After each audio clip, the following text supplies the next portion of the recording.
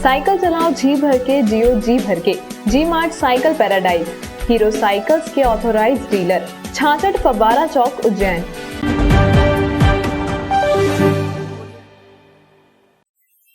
नमस्कार, मैं हूं आपके साथ अनुष्का राय और आप देख रहे हैं न्यूज मालवा। आइए बढ़ते हैं आज की खास खबरों की ओर।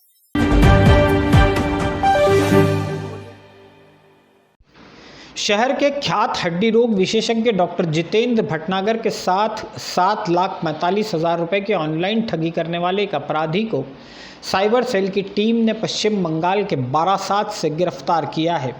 इस आरोपी ने ठगी के लिए रिमोट एप्लीकेशन का इस्तेमाल किया था। साइबर ठगी के लिए बदनाम जामताड़ा गैंग के साथ भी इस आरोपी के संबंध निकले हैं। साइबर सेल द्वारा गिरफ्तार किए गए आरोपी का नाम शुभोजित पात्रा है। महज 26 साल का शुभोजित पात्रा अब तक कई सारी ऑनलाइन ठगी की वारदातों को अंजाम दे चुका है। जुलाई महीने से ही साइबर सेल की टीम उसके पीछे लगी हुई थी। इस आरोपी को गिरफ्तार करने के लिए झारखंड के धनबाद, बोकारो, जामताड़ा, पश्चिम बंगाल के आसनसोल, वर्धमान और हुगली जिलों की लगातार 5 दिन तक खाक छानी गई। अब ज़रा इस ऑनलाइन ठगी के तरीके को भी गौर से सुनिए। तरीका समझ जाएंगे तो शायद आप भी इस तरह की वारदात से बचे रहेंगे। जुलाई महीने में हड्डी रोग विशेषज्ञ डॉक्टर जितेंद्र भटनागर के मोबाइल पर एक मैसेज आया। मैसेज में लिखा था, KYC यानी पहचान दस्तावेज की पुष्टि नहीं हो पाने के कारण आपका बैंक खाता ब्लॉक कर दिया गया है। खाता दोबारा चालू करवाने के लिए दिए गए नंबर पर कॉल करें। डॉक्टर भटनागर ने मैसेज में आए नंबर पर कॉल किया। कॉल रिसीव करने वाले ने खुद को बैंक का अधिकारी बताया। उसने डॉक्टर भटनागर से उनके मोबाइल फ़ोन पर क्विक सपोर्ट एप्लीकेशन डाउनलोड करने को कहा। इसके साथ ही कहा कि आप बैंक के ATM पर जाकर फ़ोन पर दिए गए निर्देशों का पालन करें। जैसा फ़ोन कॉल रिसीव करने वाला कहता गया, डॉक्टर भटनागर वैसा ही करते रहे। हुआ क्या, चंद मिनटों में ही उनके बैंक खाते से 7,45,000 रुपये निकलकर किसी दूसरे के खाते में चले गए। 12 जुलाई को डॉक्टर जितेंद्र भटनागर ने इस मामले की पुलिस को शिकायत की थी। दोस्तों, इस तरह की वारदात से बचने के लिए आपको रिमोट एप्लीकेशन के बारे में जानना बहुत ज़रूरी है। TeamViewer, AnyDesk, QuickSupport जैसे नामों से कई सारी रिमोट एप्लीकेशन प्ले स्टोर पर भरी पड़ी हैं। ऑनलाइन काम करने वाले लोग अपनी सुविधा के लिए इनका इस्तेमाल करते हैं।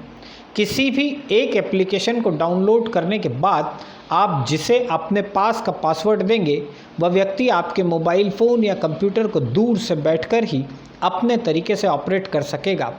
सुविधा के लिए बनी इस आधुनिक टेक्नोलॉजी का इस्तेमाल अब ठग भी कर रहे हैं। लोग अनजाने में ही अपने मोबाइल या कंप्यूटर को रिमोट ऐप के ज़रिए किसी दूसरे के हवाले कर देते हैं और वह शख्स आपसे हज़ारों किलोमीटर दूर बैठकर भी आपका फ़ोन या कंप्यूटर ऑपरेट करने लगता है। इस पूरे घटनाक्रम में 2-3 बातें ख़ास ध्यान देने वाली हैं। मोबाइल या ईमेल पर आए किसी भी मैसेज पर सहजता से विश्वास नहीं करें। बैंक का कोई मैसेज आए तो बैंक जाकर ही इसकी जानकारी लें। किसी अनजान के कहने पर अपने फ़ोन या कंप्यूटर पर रिमोट एप्लीकेशन डाउनलोड नहीं करें। हर कहीं QR कोड स्कैन नहीं करें। इसके अलावा सबसे ख़ास बात, अपनी कोई भी व्यक्तिगत जानकारी किसी भी सूरत में अनजान लोगों से शेयर नहीं करें। गया था 4.5 लाख समथिंग। उसमें से एक्चुअली इनकी जो मॉडर्न ट्रेंड ये होती है कि ये दूसरे लोगों के खाते यूज़ करते हैं, खाता लेते हैं। पर इस केस में जो ये जिसको पकड़ा है उसने नया खाता ना मिलने के एवज में खुद का खाता यूज़ कर लिया। इस वजह से हम इस तक पहुँच पाए हैं। कहाँ से इसको हमने हुगली चंदन नगर थाना है, पश्चिम बंगाल, वहाँ से इसको गिरफ्तार किया।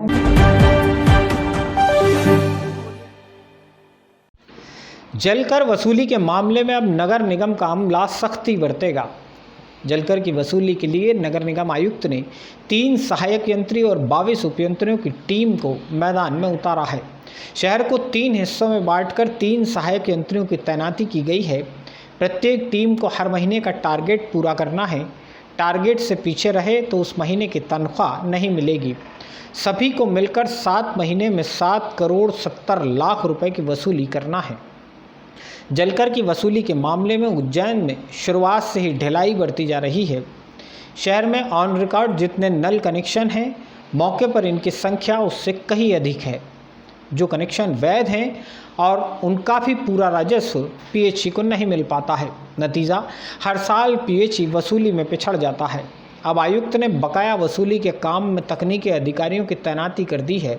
3 टीमों में 22 उपयंत्रियों को वसूली के काम में लगाया गया है। एक सहायक यंत्री प्रत्येक टीम का लीडर होगा।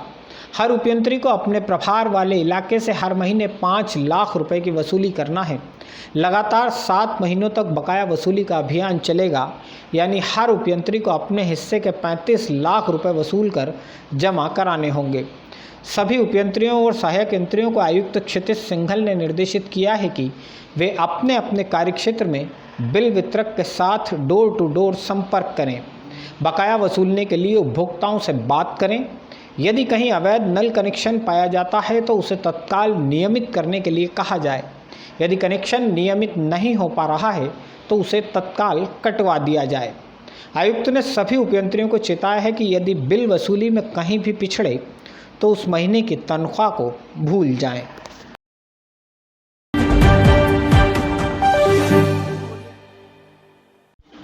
महंगाई के खिलाफ शनिवार को शहर कांग्रेस के नेताओं और कार्यकर्ताओं ने विरोध प्रदर्शन किया।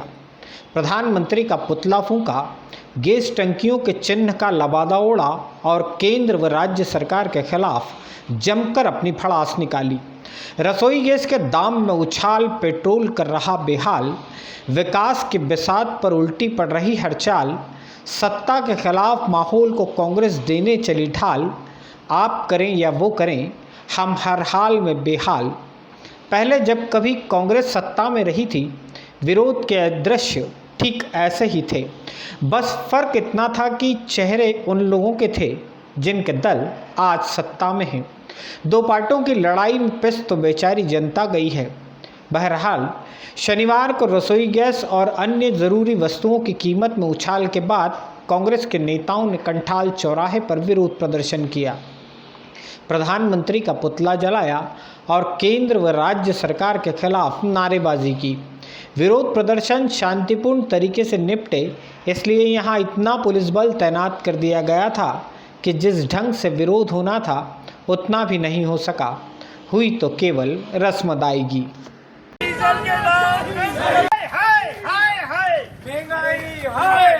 कांग्रेस पार्टी जिंदाबाद जिंदाबाद जिंदाबाद।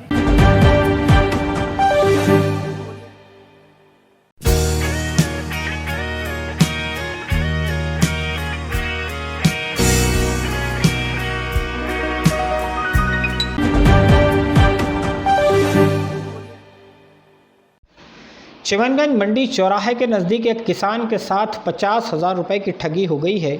मोटरसाइकिल पर सवार 2 युवक बस का इंतज़ार कर रहे किसान के पास पहुंचे, खुद को सीआईडी का कर्मचारी बताया और उसका झोला चेक किया। इसी बीच झोले में रखे 500 के नोट की एक गड्डी लेकर चंपत हो गए। किसान के साथ ठगी की यह घटना शुक्रवार शाम करीब 4:30 बजे की है। तराना में रहने वाले 50 साल उम्र के बाबूलाल राठौर मंडी में अपनी उपज बेचने आए थे। वापस जाते वक्त उपज से मिले 1 लाख रुपए से कुछ ज़्यादा उन्होंने झोले में रखे और तराना वापस जाने के लिए मंडी के नज़दीक ही तराना रोड पर बस का इंतज़ार करने लगे। इसी दौरान 2 युवक उनके पास पहुंचे। एक ने हेलमेट पहन रखा था, दूसरे ने मास्क लगाया हुआ था। दोनों ने किसान बाबूलाल से कहा, हम सीआईडी वाले हैं, आपका झोला चेक करना है। डरे सहमे किसान ने इनके हाथ में झोला पकड़ा दिया। झोला चेक करने के दौरान एक बदमाश ने 50,000 रुपये की एक गड्डी गायब कर दी और झोला वापस बाबूलाल राठौर को पकड़ाया। इसके बाद दोनों सेंट पॉल स्कूल की तरफ चंपत हो गए। उनके वापस जाने के बाद किसान को पता चला कि झोले में रखी एक गड्डी गायब है। बाबूलाल राठौर तत्काल ही पास के चिमनगंज मंडी थाने पहुंचे। पुलिसकर्मियों ने आसपास लगे क्लोज सर्किट कैमरा चेक करने चाहे तो पता चला घटना के वक्त इलाके की बिजली गुल थी, इस वजह से सारे कैमरे बंद थे। ये जब वापस जा रहे थे तो माता मंदिर मोहन नगर तिराहे के पास में 2 अज्ञात व्यक्ति पल्सर से आए और अपने आप को सीआईडी का अधिकारी बताया और कहा कि आपके झोले की तलाशी लेना है, और बातचीत में लगाकर उनसे झोला मांगा और उस झोले में रखे हुए 50,000 रुपये निकाल कर ले गए हैं। तो इस प्रकार से हमने 2 अज्ञात व्यक्ति के खिलाफ में धोखाधड़ी सीआईडी अधिकारी बनकर करने पर से मामला दर्ज किया है। दोनों लोगों की हम लोग तलाश कर रहे हैं।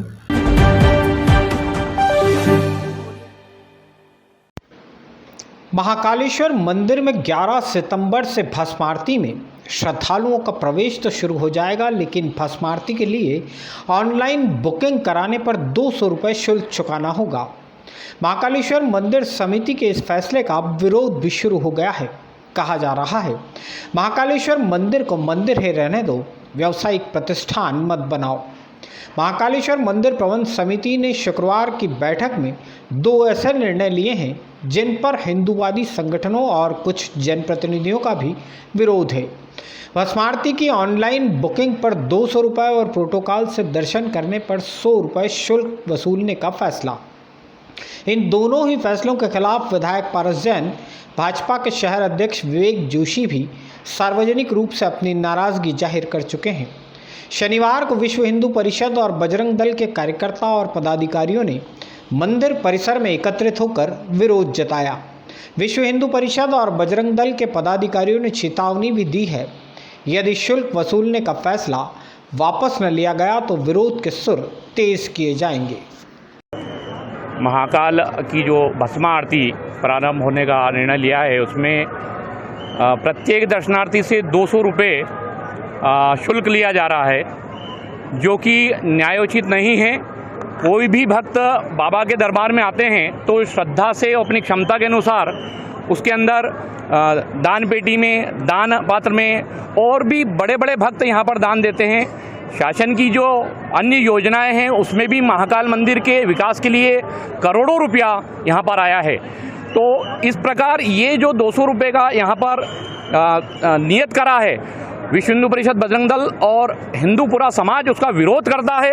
कल जैसा कि मीडिया के माध्यम से पता चला कि यहाँ पर बाबा महाकाल की भस्म आरती के लिए 200 रुपये का शुल्क लगाया गया है, तो विश्व हिंदू परिषद, बजरंग दल आज यहाँ पर एकत्रित होकर बाबा महाकाल से के चरणों में मांग करी है कि प्रबंध समिति को सद्बुद्धि दे।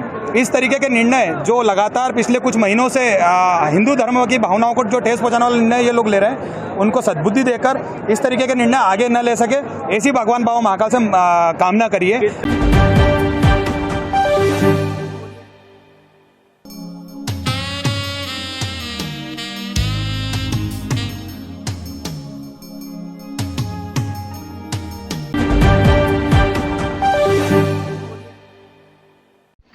बत्तीस दिन तक लगातार शून्य के बाद महज 5 दिन के भीतर ही उज्जैन शहर में कोरोना संक्रमण के 3 नए केस सामने आ चुके हैं। लगातार कोरोना के नए केस सामने आने से प्रशासन की चिंता भी बढ़ गई है। शुक्रवार रात को सीएमएचओ कार्यालय से जारी हुए जिले के हेल्थ बुलेटिन में 1053 जांच रिपोर्ट में से एक सैंपल पॉजिटिव होने की रिपोर्ट आई है। इससे पहले 2 सितंबर को 983 सैंपल की जांच रिपोर्ट में फ्रीगंज निवासी एक गृहिणी को कोरोना संक्रमण की पुष्टि की गई थी। 30 अगस्त को 804 सैंपल की जांच रिपोर्ट में शहर के ही एक बैंक कर्मचारी की रिपोर्ट भी पॉजिटिव आने की पुष्टि हुई थी। महज 5 दिन के भीतर ही शहर में कोरोना के एक्टिव केस की संख्या 3 हो गई है। ये संकेत अच्छे तो बिल्कुल नहीं कहे जा सकते।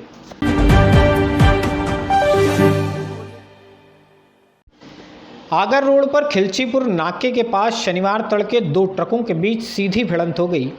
इस दुर्घटना में दोनों ही ट्रकों के चालक घायल हो गए हैं। भिड़ंत के बाद काफ़ी देर तक आगर रोड पर जाम की स्थिति भी बनी रही। आगर रोड की खराब जर्जर हालत पिछले कुछ वक्त से सुर्खियों में है। घटिया के विधायक रामलाल मालवी रोड की खराब हालत को सुधारने के लिए पैदल यात्रा निकाल चुके हैं। मीडिया के लोग भी सड़क की खराब हालत को लगातार सरकार और प्रशासन के ध्यान में लाते रहे हैं। शनिवार तड़के रोड के गड्ढे ही फिर से हादसे का कारण बने। आमने सामने से आ रहे 2 ट्रक गड्ढे बचाने के चक्कर में आपस में भिड़ गए। दोनों ही ट्रकों में सवार चालकों को जिला अस्पताल में भर्ती किया गया है। बदनावर से आ रही थी, गाड़ी उज्जैन से आ रही थी, तो हम लोग बोले क्या कि वो बोले, ड्राइवर बोला भैया देखो देखो सांप है सांप है सांप है। वो सांप की जिक्र मैं भी बोला क्या सांप किधर है किधर है किधर है, मैं ऐसा बोला। बोलने के बावजूद में फिर हम भी देखने लगे, तब तक ले गाड़ी उधर से आ गई। आने के बाद में मेरा नज़र पड़ा, मैं बोला भैया गाड़ी आ रही है सामने, थोड़ा एक साइड मारो एक साइड मारो। इतना कहते हुए जब तक बायां लपटा तब तक ले गाड़ी आकर के लड़ गई। लड़ने के कारण फिर भी बचाव किया। यह ड्राइवर हल्का अगर खींचता तो गाड़ी का किसी का नुकसान नहीं होता। गाड़ी बच जाती, खरोच लग जाता। अभी इसमें किसी को नुकसान हुआ है, कोई ये क्षति? नुकसान हुआ है उस वाले ड्राइवर को, ये पैर जो है पूरा कट गया है।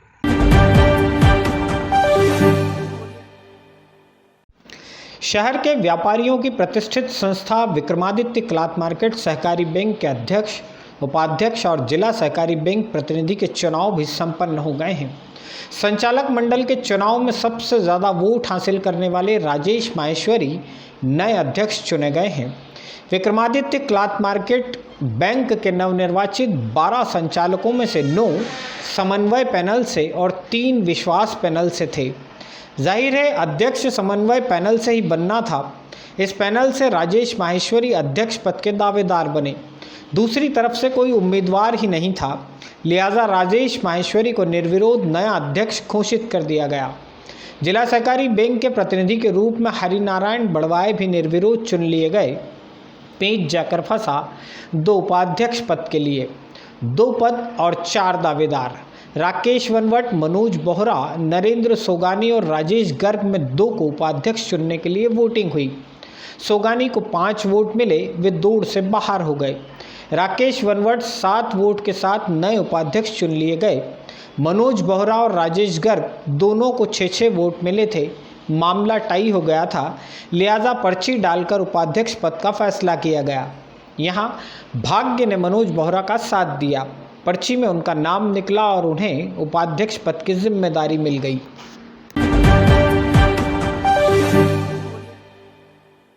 अभी तक के लिए फिलहाल इतना ही। आप सभी घरों पर रहें, मास्क और सैनिटाइजर का उपयोग करते रहें। नमस्कार।